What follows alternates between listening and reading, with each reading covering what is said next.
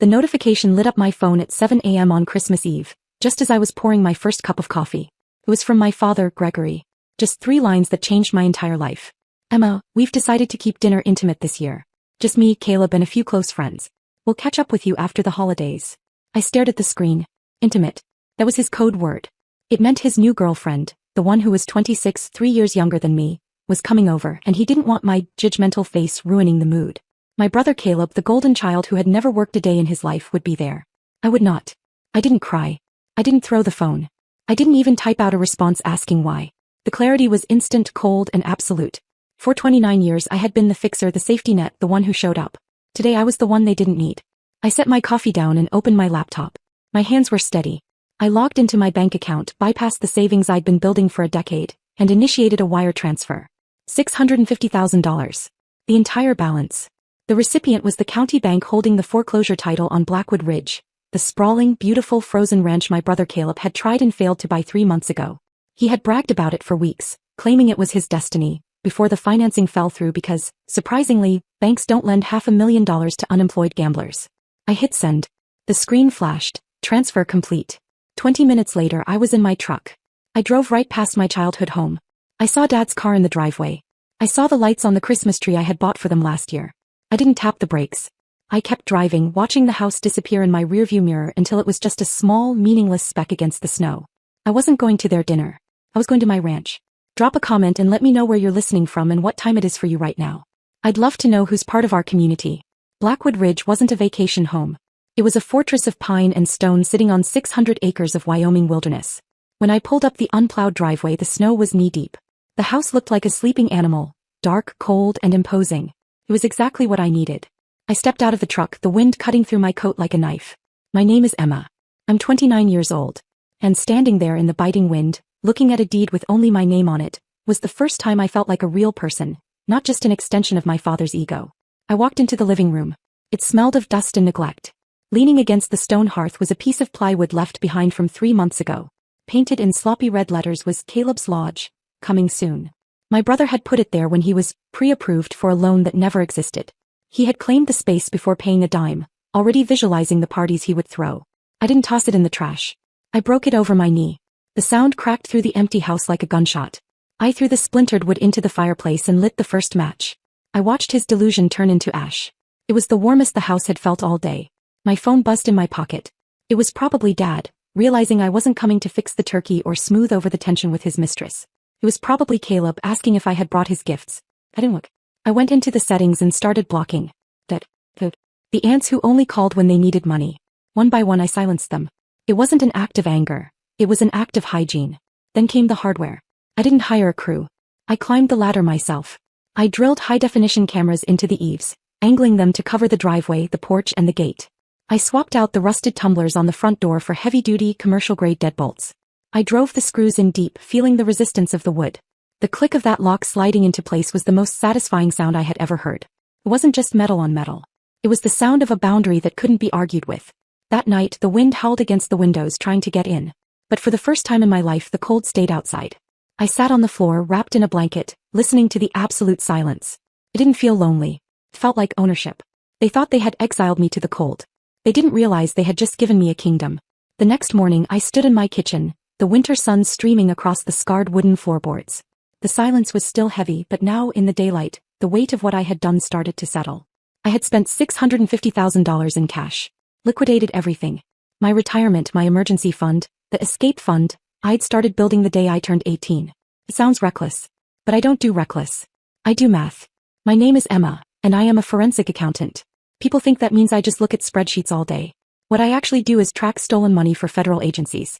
I find the shell companies cartels use to buy racehorses. I find the offshore accounts where CEOs hide their bonuses before declaring bankruptcy. I spend my life looking at numbers and seeing the ghosts of greed hiding behind them. But for all my training, I had been blind to the theft happening under my own roof. I opened my laptop on the kitchen counter and pulled up the spreadsheet I had named Family Expenses. It was a document I had never shown anyone. Line by line, it told a story of 29 years of robbery. There was the $50,000 I loaned Dad when his business was failing, a loan that became a gift the moment I signed the check. There was the $12,000 for Caleb's medical bills, that I later found out was actually a settlement for a bar fight he started. Then there was the big one. $200,000. 3 years ago, Caleb had gotten into debt with people who didn't send late notices. They sent men with baseball bats. Dad had called me in a panic, weeping, saying they were going to kill his son. He didn't have the money. He begged me to save my brother. So I did. I liquidated my portfolio. I paid off the debt. I made the problem disappear. And how did they thank me? Dad bought Caleb a new truck a month later. Caleb told the family he had negotiated his way out of trouble. I became invisible again. Buying this ranch wasn't an impulse purchase. It was asset protection. I knew Dad was running out of liquidity. I knew Caleb was gambling again. I knew it was only a matter of time before they came for my grandmother's trust, the one fund I had managed to keep legally separate from them. If I hadn't spent that money on real estate in my name, Gregory would have guilt, bullied, or stolen it from me within 6 months. I looked out the window at the endless white fields. This land wasn't just dirt and snow. It was a vault. I had turned my liquid cash into solid earth, the one thing they couldn't wheedle out of me with a sob story. They thought I bought it to be petty. They didn't realize I bought it to stop the bleeding. I closed the laptop. The ledger was balanced. Now I just had to wait for them to realize the bank was closed. 3 weeks of silence followed. It was the heavy, suffocating kind of silence that happens before a storm breaks. I spent those days working remotely, auditing a shell corporation in the Caymans from my living room, watching the snow pile up against the fence line. I knew they were coming. Men like my father don't accept rejection. They treat it like a negotiating tactic. It happened on a Tuesday afternoon. I was sitting in the dark, the only light coming from my laptop screen, when the ground vibrated. A heavy diesel engine. I didn't get up to look out the window. I didn't need to. I picked up my iPad and tapped the security app. On the screen, a black heavy-duty pickup truck crunched up my driveway. It wasn't Dad's sedan. It was a rental. They parked right at the front porch. Dad stepped out first, wearing his business owner coat, the one he wore when he wanted to intimidate a subcontractor. Then came Caleb, looking around with a proprietary smirk, kicking the snow off his boots like he was already home. And finally, a third man, slick hair, cheap suit, holding a clipboard. A realtor. They weren't here to talk. They were here to list the property. I watched on the screen, my heart beating a slow, heavy rhythm against my ribs. Dad walked up to the front door. He didn't knock. He didn't ring the bell. He pulled a key out of his pocket, the spare key to my old apartment in Portland. He slid it into the lock. It didn't turn. He frowned, jiggled it, then shoved it harder. When the deadbolt didn't budge, he stepped back, looking at the door not with confusion but with annoyance. As if the house was disobeying him.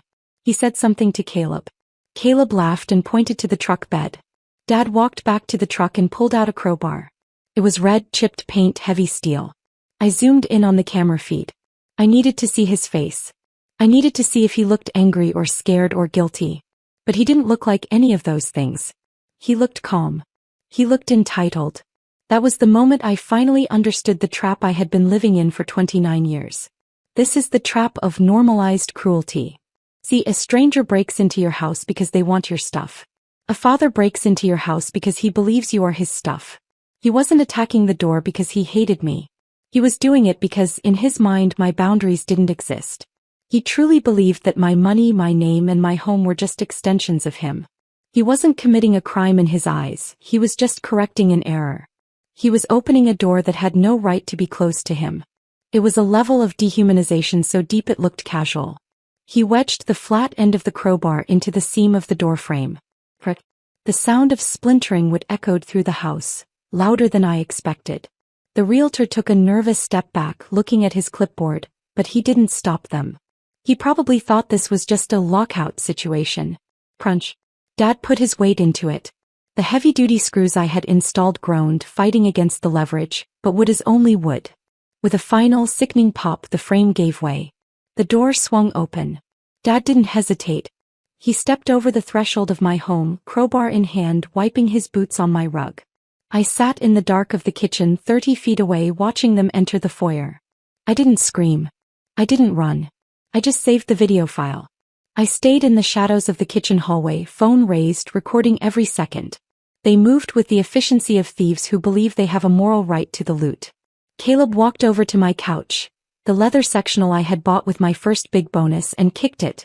"We can get maybe $500 for this," he said, his voice echoing in the empty foyer. He pulled a sheet of neon orange stickers from his pocket. Garage sale stickers. He slapped one onto my coffee table. Dad was already on his phone, pacing my living room. "Yeah, the listing goes live in an hour. Cash offers only. We need a quick close." He paused, looking around my home with a sneer. "Clean it out. Anything personal goes in the dumpster." We need this place to look like a blank slate. They weren't just trespassing. They were erasing me. They were stripping the house down to its bones so they could sell the carcass to cover a gambling debt. I didn't feel fear anymore. I felt the cold, hard click of a trap springing shut. I looked down at my phone. The security app had a big red button labeled Panic. It wasn't connected to a call center in Arizona. It was wired directly to a silent relay I had set up with the county dispatch. I waited until Caleb picked up a vase my mother had given me, one of the few things I had left of hers, and tossed it carelessly onto a pile of junk. I pressed the button. There was no siren. No bells. Just light.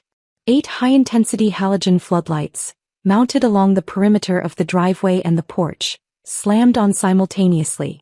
The sudden brilliance turned the snowy night into a blinding white noon. Dad flinched, throwing his arm up to shield his eyes. What the hell? Through the front window, blue and red strobes cut through the white glare. They didn't come from down the road. They came from the edge of the property line where they had been waiting. Sheriff Miller's cruiser roared up the driveway, blocking their rental truck. He stepped out, hand resting casually on his belt, his breath pluming in the cold air. But he wasn't alone. Jasmine stepped out of the car holding a thick black binder like a shield. My best friend, my lawyer, the one who knew everything. Dad recovered fast. He smoothed his coat, put on his reasonable man's smile, and greeted the sheriff like a host at a barbecue, spinning a story about a forced entry and a wellness check. He pointed at the broken door, calling me unstable and claiming he was protecting family property. Sheriff Miller didn't move. He stared at the splintered wood. "That's not a wellness check," he said flatly. "That's a felony." Dad argued. "Family property. Trustee rights." "No," I said, stepping into the light. "I live here." He insisted the ranch was bought with trust funds, making him untouchable. Jasmine opened the binder. The metal rings snapped loud in the cold air. She cited Clause 404. Any trustee who commits a felony against trust property is immediately removed and forfeits all inheritance. The crowbar in Dad's hand suddenly mattered. The sheriff listed the charges: burglary, destruction of property, attempted grand larceny. The crowbar hit the porch. Dad accused me of trapping him. "I didn't," I said. "I just let you be yourself." Then he tried one last move, ordering my arrest for stealing his truck. The sheriff confirmed the report. I handed over a court judgment. "A quiet title ruling," I said. "Your name was removed last month." The sheriff's face hardened. Filing a false report made 2 felonies. He cuffed my father. As the cruiser pulled away, the trust transferred automatically to me. Later, Jasmine and I sat on the porch as snow fell again. My phone buzzed with demands for bail money. I blocked the number. I locked the gate. I wasn't alone. I was free.